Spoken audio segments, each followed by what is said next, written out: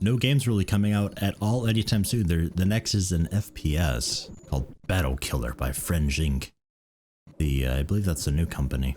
Well, it must be if they're making just Battle Killer 1. It looks like companies usually devote themselves to just one project and continuously pump out, you know, later enumerations of it, but that's only in November of 2001, so that is completely next year. So, it's got just a little bit there. I see that they're on 3D in general. We'll wait just another second or so. Otherwise, there'll just be a shitload of bugs to fix and all that. Ugh, really, didn't I just do this? Gosh. There you go. Have more money, everybody. Enjoy. I should just accept all enclosed so I don't have them, like, slightly offset one designer making more than another designer and stuff like that. I don't know if that's ever an issue. 4 million fans. Jesus. Whoa, game engine. They fucking love us for game engines. Hold on.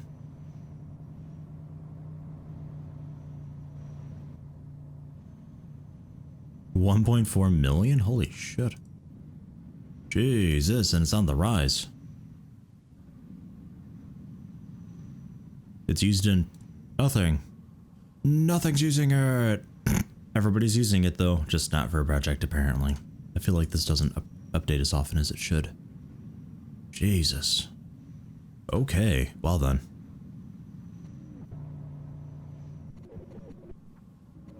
And everybody's on vacation, so that's not getting done. Whoa, there's the deals, okay. Shine Garden, supporting it. Absolutely. And all software. Shine Garden. That's not actually alphabetical. I just realized they're at the very bottom because they're new.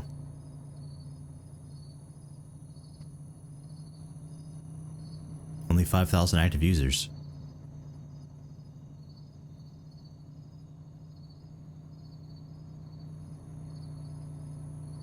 I don't know if that's any good for this year. Terminal input system, GUI, HD audio, quality assurance, I don't know.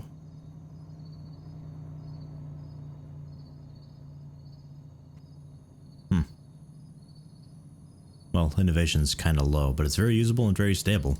And I don't know how many phone operating systems are out there.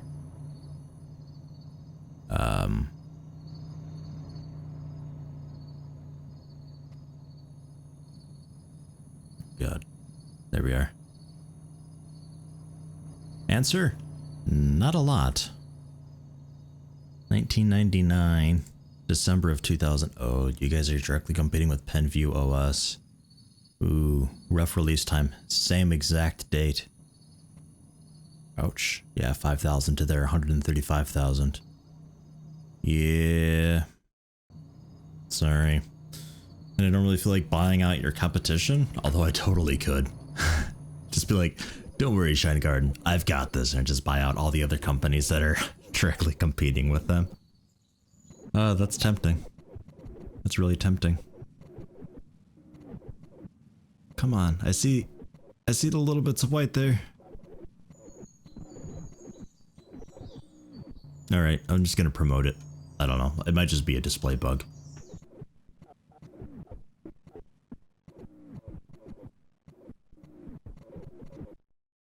And release it.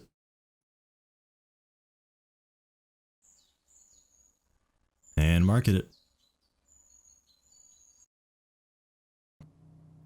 We'll end 2D Snowball 3. So then we're just marketing the game engine and the game. No support for our game or any of that.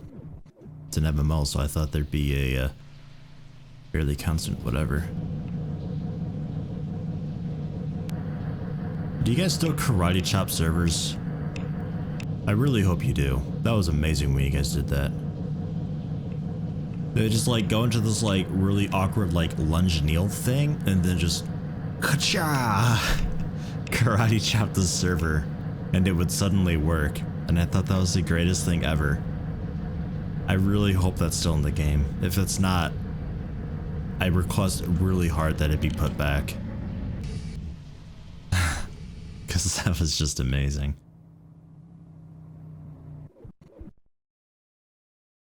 Giant Garden development for Penblinds OS 3. Hell yeah. Wait, did I develop Penblinds OS 2? Is that why it was outstanding? I actually already forgot. I think I did, actually. That sounds right. Yeah, I think what killed it is that it's for Snowball 2, which doesn't have many active users. Unfortunately. It's a bit late in the operating system's life to have done this. If I did this like way back here, it may have been a lot better. But nobody's really using Snowball 2 anymore. There's other things out there. So I might make a sequel to one real quick and move it on over so it works with all operating systems, but at the same time I don't really care. I kind of want to just, we'll probably next up grow our company, do the multiple building thing, multiple teams, and really just pump stuff out. So then that way I'd be able to do the operating system and then have a team work on the 2D tool, 3D tool, and game engine. And we can have all of that going on all at the same time and really become the best operating system because we have just so much coming out for it so quickly. You know, I think we'll do that next. I went through and I rebuilt the building completely from scratch, keeping a couple of the same elements, but ultimately I think I'm still not exactly happy with what I've got here, and I'll explain why in a little bit. We'll switch over to daytime here in build mode so you can sort of see what I've got going on here. But yeah, ultimately I think I'll be going with something different later on, and I'll explain why in just a moment. But I increased the parking lot pretty significantly, and you'll see why in a moment. I went for a cubicle farm. And that's probably why I don't think this building will work. It's just because it supports too many people for one building. But we'll see. We'll give it a go. But I kept the reception area type thing. That is basically as it always has been. The cleaners and IT just kind of hang out here, as well as people doing the deals and all that stuff. So double doors walk in. You got double doors on the left and right, leading into a cafeteria that seats just about 100 people. I think it's 96 people it seats. Feel free to pause and count if you'd like. It's somewhere around there. It holds quite a bit, and we have enough space for 4 cooks. Whoops, I didn't mean to double click that. Oh god, I've ruined everything. And that back down to half and scoot you over. There we go. I have 4 fridges and only 3 stoves, and that's somewhat intentional. I suppose I could just duplicate it. I was gonna say it's intentional because I didn't know where to put the other stove, but no, that'll actually work. So we can have 4 cooks now. 4 cooks, 4 cooks, 4 platters, 3 of the espresso machines, a couple water things, a couple more vending machines over here, in addition to over here. The people in the waiting area don't get a bathroom this time because I didn't really know where to fit it, but we do have plenty of bathrooms back here. Will it be enough? I don't know. But downstairs, we've got our massive server bay. This is all still server 20. I migrated it over. It did have to shift over because I think before it was roundabout in this area, something like that. So I've had to I had to build some of this, put servers in here, move the server so it included these servers, remove all that, and then just grill server 20 again. Kind of a pain to do. And then I put down the servers and did the upgrade thing that I had done. Though I noticed a slight issue where if I modify the room much at all, like if I grow it out in this direction, in addition to getting rid of the vents, I think it also rescans to see if anything else is in the way, and then it catches that the servers are actually blocking themselves because they're not supposed to be this close, but I like them this close. So when it scans to see, oh okay, well we're moving the walls, so let's see what's in the way. Well, obviously these vents, and oh look, just about every server, so it just removes a shitload of servers.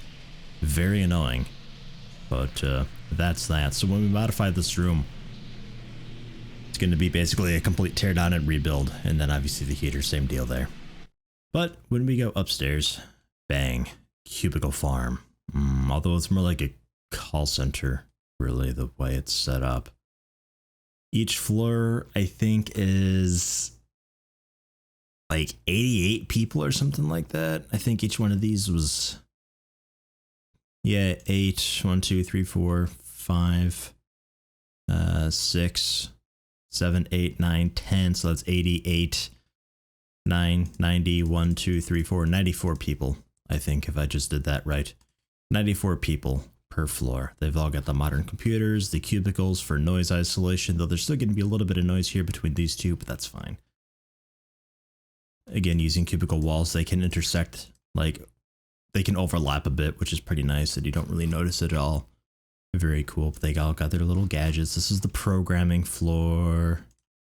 And then we go up, and there's the design floor, the exact same. They got their own coffee and water, so I don't have to keep going downstairs, because I'm afraid of this area just becoming too cluttered, and it just becoming just a giant clusterfuck and making everybody miserable. I don't know. And I got bookshelves here, and we got, I thought I had plants somewhere too. But with the cubicle walls and the nice tables and the nice computers and all that stuff, it should be a pretty nice environment for people. I think mood will be okay. The design floor, the art floor, and then marketing. Took out some of the marketing tables, and we got our leader office here. This will probably be a HR department rather than actual team leader. Because obviously if we have all these people as a team, that's going to be like a 400-person team. And I have a large meeting table, but I don't think I can. I don't think I can get a 400-person large meeting table. That's asking a bit much. So this will probably not be used at all. It's not even centered, for Christ's sake. That's how seriously I took it. This floor probably not even going to get used. So this will probably just be HR, and they'll be in charge of the automated hiring and firing and raises and all that stuff in education, because it's going to be so many employees I don't know what to do with. Now, obviously, I'm not going to be hiring a good 400 people right off the bat, but I will be expanding a little bit. I would like to get at least a dozen programmers or so, which is what's necessary for things like game engines and operating systems and stuff like that, because we are getting a pretty solid recognition for game engines, and I'd like to keep that going. So what I think I'll do is we'll hire a bunch of programmers. I have to make sure I got the staff set still, but we'll hire a good few programmers, and we'll see about making one again, except we'll allow it to be used for any operating system. And then we'll remake our game engine, but with shadows. I think that's what we'll do. Was just thinking, I'm making a second team, and I was like, well, do I need a second team leader room? No, I don't, because they're going to be different shifts. And then I thought, well, are we even going to be doing the HR yet? And no, probably not. So the meeting table will actually still work out, because I'm not growing that much.